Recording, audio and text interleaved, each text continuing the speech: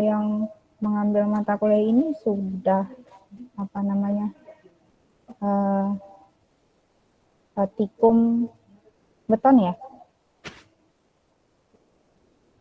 Sudah, Bu. Sudah ya? Karena gini, sebenarnya untuk formula perhitungan hammer ini juga formula standar untuk pengujian kotakan beton.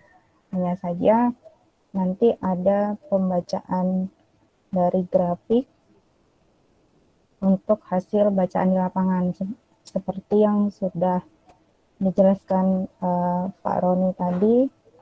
Ada dijelaskan pemakaian grafiknya seperti apa.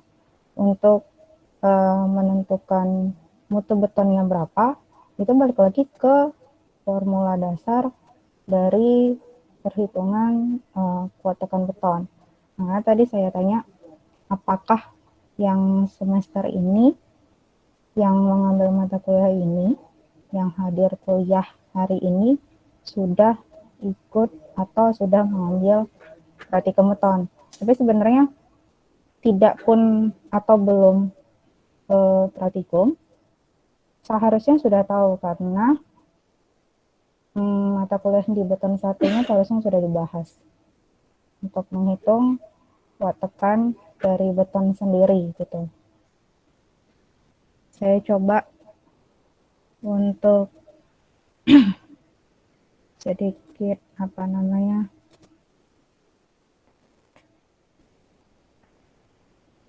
ya.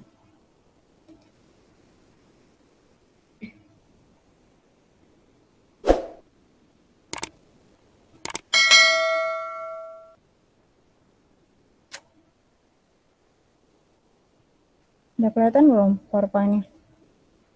Sudah, Bu. Sudah ya. Tadi ada pertanyaan mahasiswa mengenai selisih bacaan. Nah, ini saya ambil dari SNI. Saya tidak menampilkan keseluruhan dari SNI. Nanti coba dicari ini SNI 0344301997.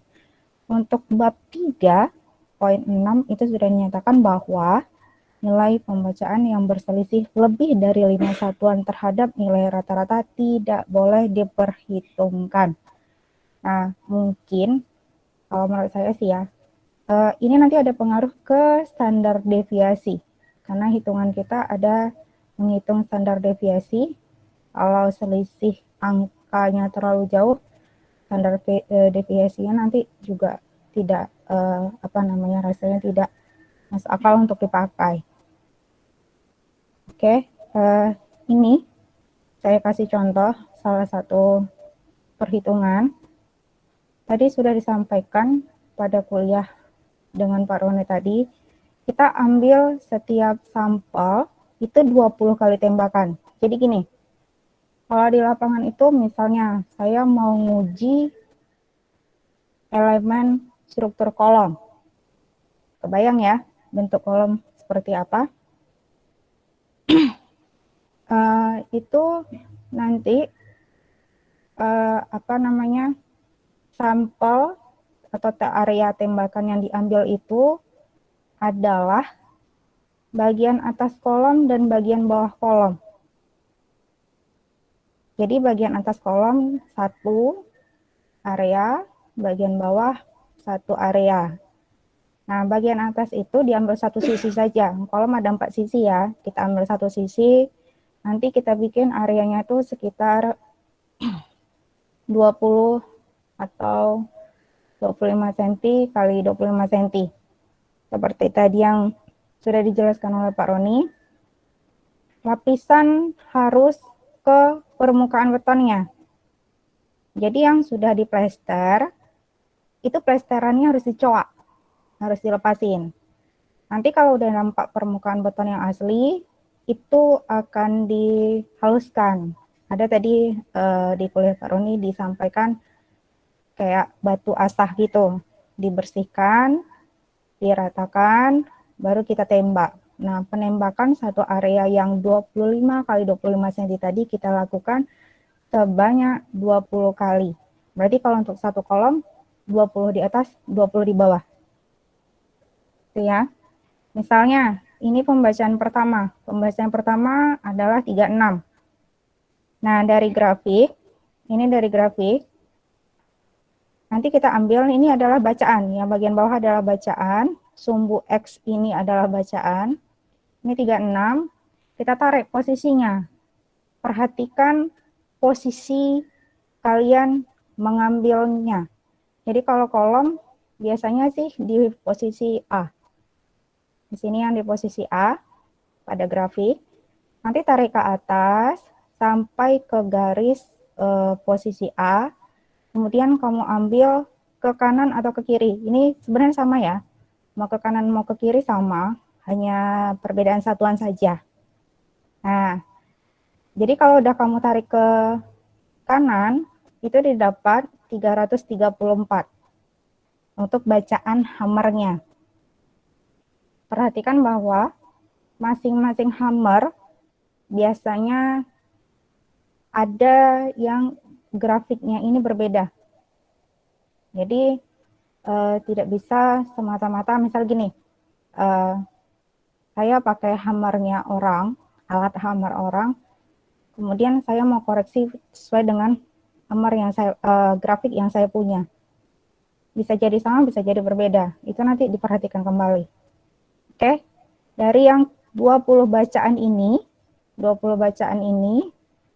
didapatlah 20 hasil bacaan dari grafik yang ini. Kemudian dari yang 20 ini kita rata-ratakan. Kita rata-ratakan, maka didapatlah yang ini. Yang ini. Setelah dirata-ratakan, ini yang tadi saya bilang. Kita menghitung standar deviasi. Standar deviasi, setelah dapat standar deviasi, ini formula standar deviasi, saya rasa sudah tahu semua.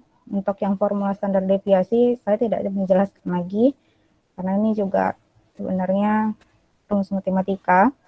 Kemudian dari standar deviasi, kita dapat kuat tekan. Tegangannya tadi. Tegangan, ini yang saya katakan formula dari tegangan, yaitu tegangan rata-rata dikurang dengan 1,64 dikali dengan standar deviasi. Tapi ingat, formula ini belum dikoreksi terhadap umur beton. Ya, nanti pada saat kalian ke lapangan, kalau lagi ngerjain ini, harus ditanya sama yang punya gedungnya, ini umur betonnya udah berapa lama. Jadi kalau di soal ini, di contoh ini, saya ambil faktor koreksinya 1, artinya udah lebih dari 28 hari. Nah, nanti dari kuat tekan ini, tegangan ini dibagi dengan faktor koreksi. Di sini adalah 1, maka dapatnya adalah 352,20. Itu untuk untuk perhitungannya. Kira-kira ada yang mau tanyakan? Apakah ada? Apakah ada yang mau bertanyakan?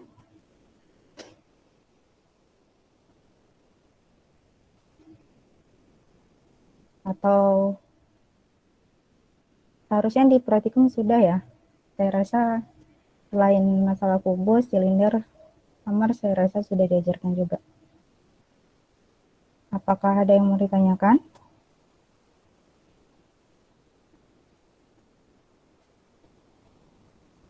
Ada?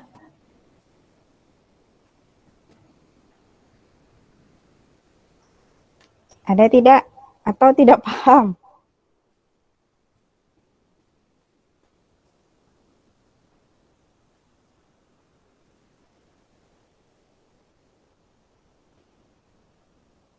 Bagaimana? Apakah ada yang mau ditanyakan? Oh iya, hasil dari yang tadi, contoh tadi yang 352,20, Itu untuk menyatakan bahwa mutu beton itu memenuhi syarat dari sampel yang kita ambil adalah 80% terhadap mutu beton yang direncanakan gitu. Misalnya untuk mutu betonnya yang diambil adalah K300 gitu ya, atau K400. Nah, 80% dari K400 itu berapa? Maka hasil hammer yang dianggap memenuhi syarat adalah 80% dari 400. Jadi kalau hasil hammer kalian di bawah dari di bawah dari 80% terhadap 400, itu artinya tidak memenuhi. Betonnya di bawah dari mutu yang sudah disyaratkan. Untuk pengambilan penentuan beton itu memenuhi syarat atau enggak, seperti itu. Ada yang mau tanyakan lagi?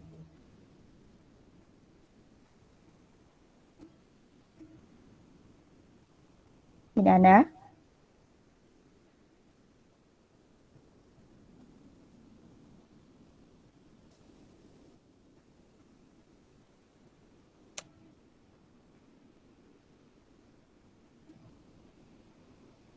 Apakah ada lagi yang mau dibahas?